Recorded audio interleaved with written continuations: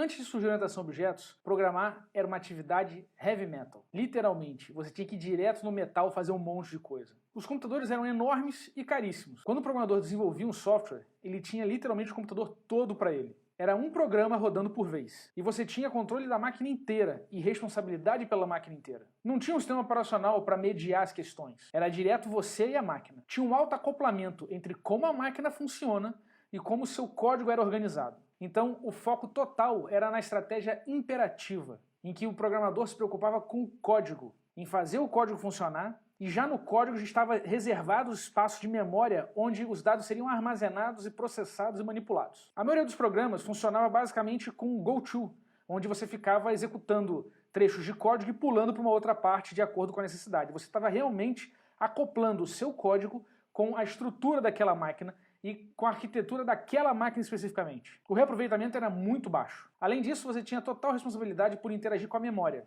Essa falta de gerenciamento de memória na programação imperativa, ela tem consequências muito grandes, porque significa que todos os seus dados são globais e qualquer área do código pode tocar aquele mesmo endereço. Então, se você não for muito cuidadoso, você acaba se perdendo em complexidade, porque muitos códigos vão acabar manipulando, lendo e escrevendo um mesmo endereço de memória. Esse é o caos causado por você ter tudo quanto é variável global. A evolução desse paradigma foi o que a gente conhece como programação procedural, onde você consegue organizar o código em rotinas para reaproveitar trechos de comandos. Você ainda tem o problema de gerenciamento de memória, mas agora essas suas rotinas elas podem ser parametrizadas. Mas existe uma distinção muito grande, porque uma rotina dessas não é exatamente uma função. Um procedimento pode receber ou não parâmetros e pode retornar ou não valores. Só que a forma que isso se dá é muito rudimentar. Ainda não existe uma pilha de chamada. O que a gente tem, na verdade, são convenções onde as rotinas esperam ler os valores dos seus parâmetros em registradores específicos e retornam o resultado do seu cálculo quando tiver que retornar alguma coisa,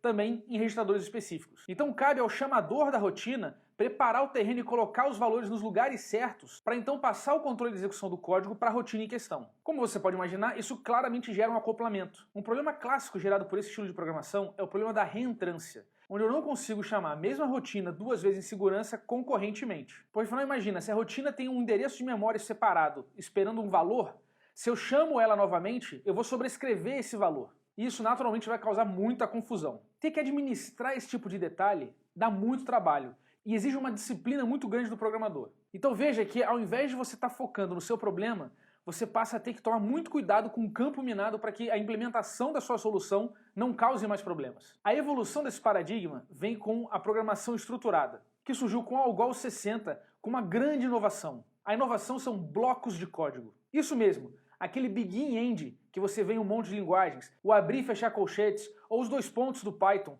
que delimitam blocos de código. Os blocos de códigos passam a ter uma hierarquia e passam a ter um negócio muito interessante chamado escopo de variável, que é gerenciado através da pilha de chamada. Com isso, através de uma infraestrutura da linguagem que padroniza a passagem de parâmetro entre rotinas através de uma pilha, você consegue evoluir de procedimentos para funções, onde as funções no começo obtêm os seus parâmetros tirando da pilha e quando concluem a sua execução, colocam o valor final, o resultado final, lá na pilha para que o chamador consiga acessar esse valor. Isso cria a possibilidade de você ter funções reentrantes, que abre espaço inclusive para recursividade, onde dentro de uma função você chama ela mesma, e os valores não se misturam, porque a cada momento você está colocando esses valores nessa pilha de chamada. Essa dinâmica de blocos de código permite você organizar o seu código e organizar o seu modelo mental pensando em passos, em processos bem estabelecidos, com começo, meio e fim. E a partir daí você consegue ir compondo a solução do seu problema a partir do encadeamento de chamadas de funções que funcionam isoladas umas das outras,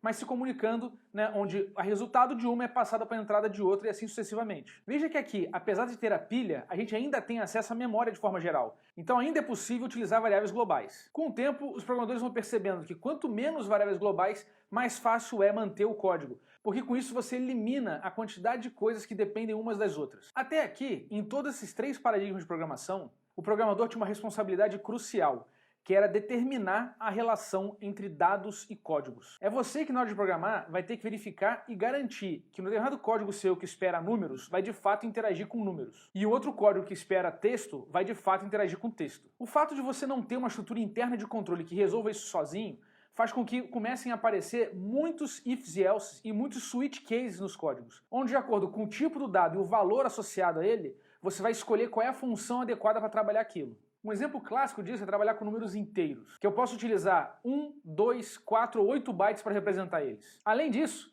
uma mesma quantidade de bytes eu posso ter representação de inteiros sem sinal e inteiros com sinal. Veja como isso cria uma diferença entre o mundo abstrato e o mundo concreto. No campo da abstração, o número inteiro é um número inteiro, a gente sabe a definição dele. Para a gente não tem diferença pelo tamanho do número, mas para a máquina tem diferença. Gerenciar isso se torna um grande desafio quando nós programadores ficamos responsáveis por rastrear e garantir que o número, um inteiro do tipo correto, vai trabalhar apenas com as funções que respeitam aquelas restrições. É receita para o caos. É a partir daí que vem a estratégia de tipagem estática, onde agora a gente usa a máquina para garantir que a gente não está fazendo besteira.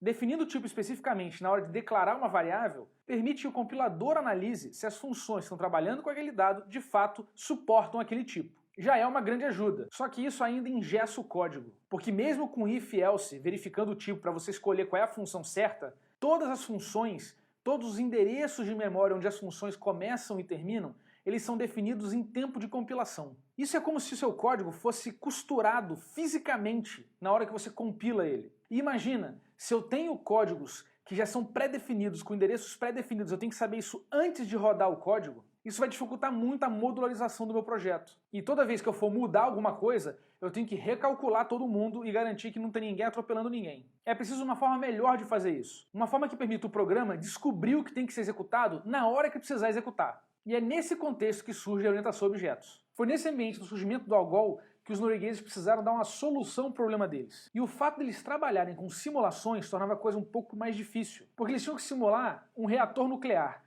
com um monte de dados que funcionavam com estados diferentes e que tinham naturezas distintas. É um volume muito grande de dados diferentes trabalhando cooperativamente, influenciando uns aos outros. O problema principal disso, quando você tem muitos dados distintos, com comportamentos diferentes, é que conforme você vai processando cada um deles, você tem que escolher quais são as rotinas que vão operar sobre cada um deles. Então, um monte de if else, um monte de switch case era necessário para identificar. Vem cá, que tipo de dado é esse aqui? Ah, esse aqui é um número, então tem que rodar aquela rotina lá. Ah, esse aqui é o gás tal, então tem que rodar aquele comportamento. Ah, esse aqui é o gás do outro tipo, então tem que rodar o outro comportamento. E esse processo de o tempo inteiro você tem que descobrir qual é o tipo de dado e fazer o roteamento da rotina que vai operar sobre aquele tipo de dado, fazer com que grande parte do código fosse basicamente um guarda de trânsito, que vai escolher quem vai para onde com quem. Isso se repetia em vários pontos do código, então você pode imaginar que a coisa ficava complexa e difícil de dar manutenção. Foi aí que o Christian Nigger teve uma ideia que mudou tudo. Ele pensou, ora, e se eu conseguisse colocar o código associado com o dado? Isso foi uma grande revolução, porque isso eliminaria o roteamento. Mas isso trazia um desafio, porque na programação estruturada, o dado ficava disponível enquanto ele existia na pilha, durante a execução daquela função. Só que numa simulação, você vai ter que rodar vários cenários de simulação, e você vai ter que rodar aquelas rotinas várias vezes sobre o mesmo dado, mudando o que está acontecendo com ele, evoluindo o cenário simulado. Então ele precisava que os dados existissem fora das funções. E aí que ele teve uma grande sacada, mudar a estrutura de pilha do Algol e criar uma estratégia de alocação dinâmica. Se você já teve alguma aula de C, você pode achar isso um pouco esquisito, porque você fala assim, ué, mas o C tem o malloc e o free. Pois é, isso é inovação. Naquela época não tinha. Você geralmente alocava previamente tudo ou dependia de colocar na pilha.